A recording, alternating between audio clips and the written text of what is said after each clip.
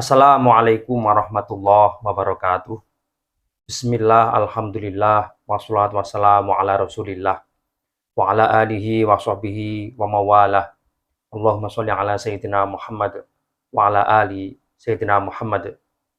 Saudaraku sekalian, di Arab Saudi, tepatnya di sebelah utara kota Madinah, yang jaraknya sekitar 300 km, ada salah satu tempat yang saat ini dijadikan destinasi wisata bersejarah, yaitu kota Al-Ula. Berdasarkan catatan sejarah, kota Al-Ula diperkirakan sudah dihuni oleh manusia sejak abad ke-6 sebelum Masehi. Adapun lokasi Al-Ula sendiri dibangun jalur dupa yang menghubungkan antara Arab, Mesir, dan India. Jalur ini dulu adalah rute perdagangan bagi tiga negara tersebut. Pada abad ke-7 hingga ke-6 sebelum Masehi, kota Al-Ula sempat dihuni oleh kaum Samud, yang mana sebagian ilmuwan menduga bahwa mereka itu masih ada kaitannya dengan kabilah Dedanit. Lalu pada abad ke-5 hingga abad ke-2 sebelum Masehi, kota Al-Ula dihuni oleh orang-orang dari kerajaan Lihyan yang dipimpin oleh dinasti Nabateon secara turun-temurun. Kemudian bangsa Romawi berhasil menaklukkan kota Al-Ula, yaitu di daerah Petra yang pada saat itu dipimpin oleh dinasti Nabatean. Kota Al-Ula juga biasa disebut dengan Madain Salih, yaitu kotanya Nabi Sholih alaihissalam. Karena dulu Nabi Sholih alaihissalam diutus oleh Allah Subhanahu wa Ta'ala di tempat ini, teman-teman. Nah, tempat ini oleh kaum Nabatean dijadikan sebagai pusat perdagangan. Nah, wilayah Madain Salih atau Al-Ula pada tahun 650 Masehi mengalami perkembangan sampai pada tahun 1230 Masehi. Dan setelah itu mengalami kemunduran besar-besaran. Berdasarkan penelitian yang dilakukan oleh UNESCO, ternyata Madain Salih menyimpan sekitar 114 makam dari kaum Nabatean. Dan makam tersebut memiliki beragam ukiran yang unik, teman-teman, sebagai representasi benda kuno. Artinya, memang makam-makam itu sudah ribuan tahun berada di situ. Nah, lalu seperti apa kondisi Al-Ula atau Madain Sholih pada saat ini? Jadi perlu diketahui bahwa kota ini sekarang dibuka untuk umum dan bagian dari destinasi wisata yang bersejarah yang memiliki usia ribuan tahun. Siapapun diperbolehkan untuk berkunjung ke tempat ini, teman-teman. Apalagi pada saat ini untuk datang ke Al-Ula sangatlah mudah karena sejumlah maskapai penerbangan sudah membuka rute langsung menuju Bandara Internasional Al-Ula. Di antara maskapai yang sudah tembus ke tempat ini adalah Royal Jordania, Flynas, Saudi Airlines, dan Fly Dubai. Dan perlu diketahui juga bahwa pemerintah Arab Saudi berencana membangun kembali kota ini. Bahkan saat ini, dana yang sudah disiapkan untuk pembangunan tempat bersejarah ini sekitar 214 triliun rupiah. Dan pembangunan ini akan dilakukan pada tahun 2035 mendatang. Saudaraku sekalian, kota Al-Ula memiliki beberapa istilah yang sering digunakan oleh para ilmuwan. Di antaranya adalah Madain Salih, kemudian Hijr atau Hijra. Arab Saudi memang memiliki banyak tempat bersejarah. Selain Makkah dan Madinah yang dijadikan pusat berkunjung bagi umat Islam, ternyata masih memiliki beberapa situs kuno dengan nilai sejarah yang luar biasa, teman-teman. Di antara situs bersejarah adalah Al-Ula atau Madain Sholih. Kota ini dulu dijauhi oleh Rasulullah Shallallahu Alaihi Wasallam karena tempat ini dulu dihuni oleh kaum Samud yang tidak mau mengikuti ajaran tauhid yang dibawa oleh Nabi Sholih alaihissalam. Dan mereka justru menyembah berhala. Akhirnya kaum Samud dihukum oleh Allah Subhanahu wa taala, yaitu mereka diterjang gempa bumi yang begitu dahsyat dan sambaran petir.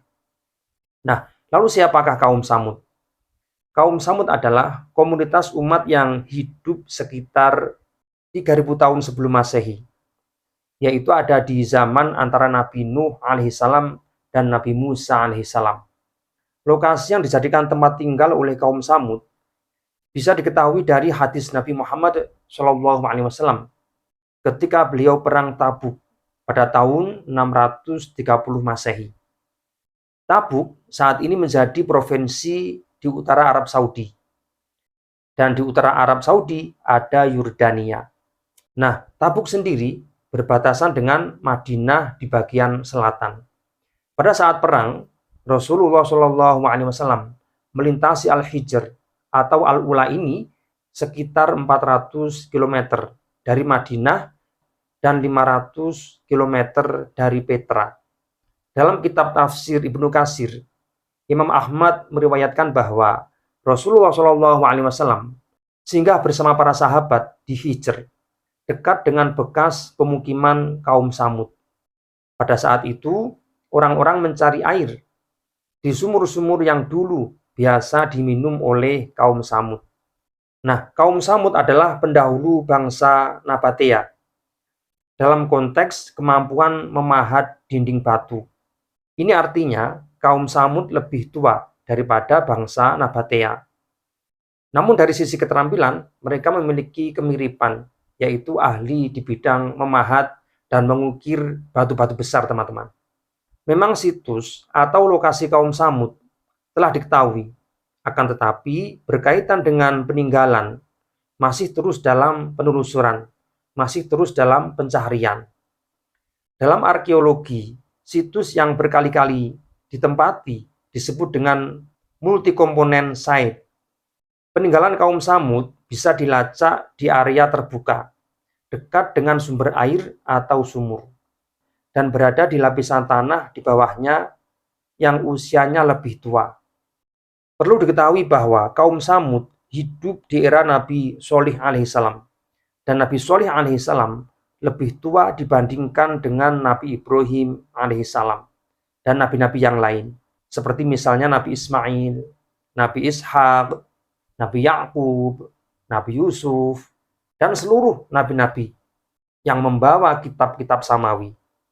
Nabi Ibrahim alaihissalam hidup pada peradaban Mesopotamia, sedangkan Mesopotamia tertua sekitar abad ke-40 sebelum Masehi atau 4000 sebelum Masehi. Sementara peradaban Nabatea pada abad ke-1 Masehi, sekitar periode Nabi Isa alaihissalam. Jika kita mengacu pada hadis Nabi Muhammad SAW, maka Petra bukanlah tempat tinggal kaum Samud, karena kaum Samud tinggal di Al-Hijr. Mengenai peninggalan arkeologi yang dapat disaksikan pada saat ini di Al-Hijr, sebagian besar merupakan peninggalan bangsa Nabatea yang jauh lebih muda dibandingkan dengan bangsa Samud. Saudaraku sekalian, kaum Samud adalah keturunan dari Samud bin Amid bin Iram. Dulu mereka tinggal di wilayah Arab Selatan sebelum pindah ke bagian utara Jazirah Arab, yang sekarang lebih dikenal dengan Madain Salih. Kaum Samud memiliki beberapa keunggulan, teman-teman. Di antaranya adalah memiliki keahlian memotong serta memahat gunung-gunung besar, memahat batu-batu besar yang menempel di pegunungan. Dan ini diabadikan dalam Al-Quranul Karim dalam surah Al-Fajr ayat 9. Selain itu, kaum Samud masih memiliki keistimewaan yang lain, yaitu tanah yang mereka tinggali sangatlah subur. Dan dari tata letaknya, tanah ini sangatlah strategis, yakni berada di jalur perdagangan antara Suriah dan Yaman. Namun, dengan beragam kelebihan yang mereka miliki, menjadikannya sombong dan angkuh. Akhirnya, Allah Subhanahu wa Ta'ala mengutus Nabi Sholih alaihissalam untuk mengajak kepada kebaikan dan meninggalkan kebiasaan buruk yang biasa mereka lakukan. Namun sayangnya, mereka justru mendustakan Nabi Sholih alaihissalam dan mengatakannya bodoh. Justru mereka meminta Nabi Sholih alaihissalam untuk menunjukkan kenabiannya supaya mereka lebih percaya, lebih yakin.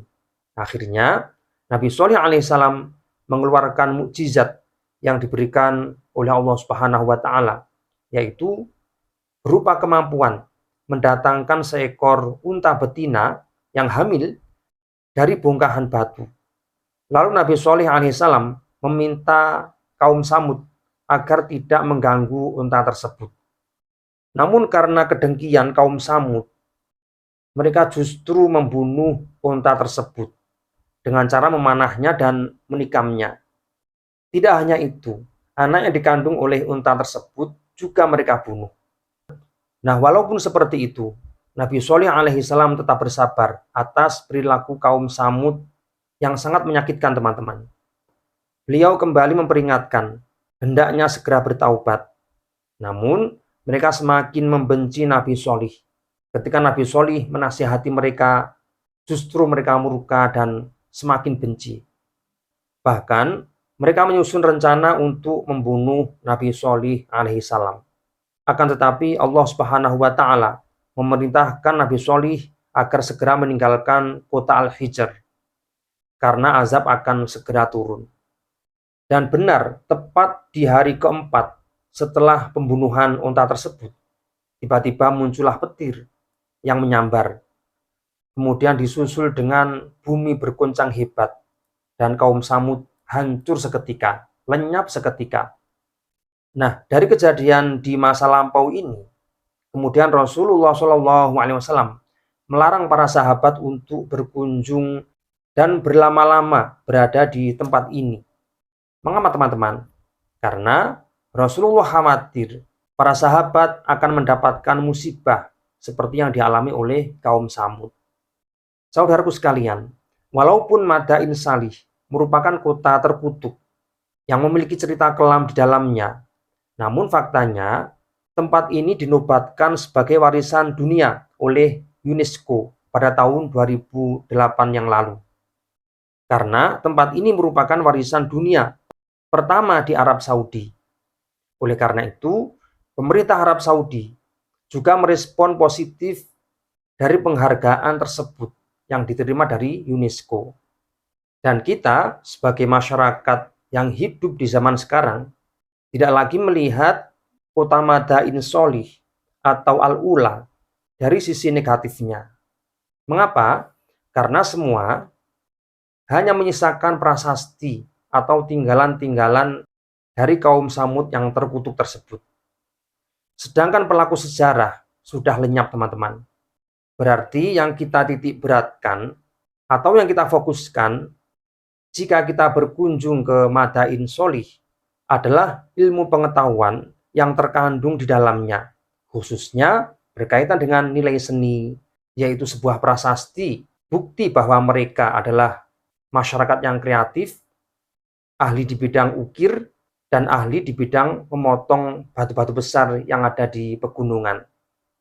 Dan juga yang perlu kita lihat adalah dari sisi historis atau dari sisi sejarah, bukan dari sisi kota kaum kafir atau kota terlaknat. Sehingga pada saat kita berkunjung ke Madain Salih, yang kita lihat adalah peninggalan-peninggalan kaum Samud dan sejarah yang tersimpan di dalamnya. Jadi seperti itu ya teman-teman ya.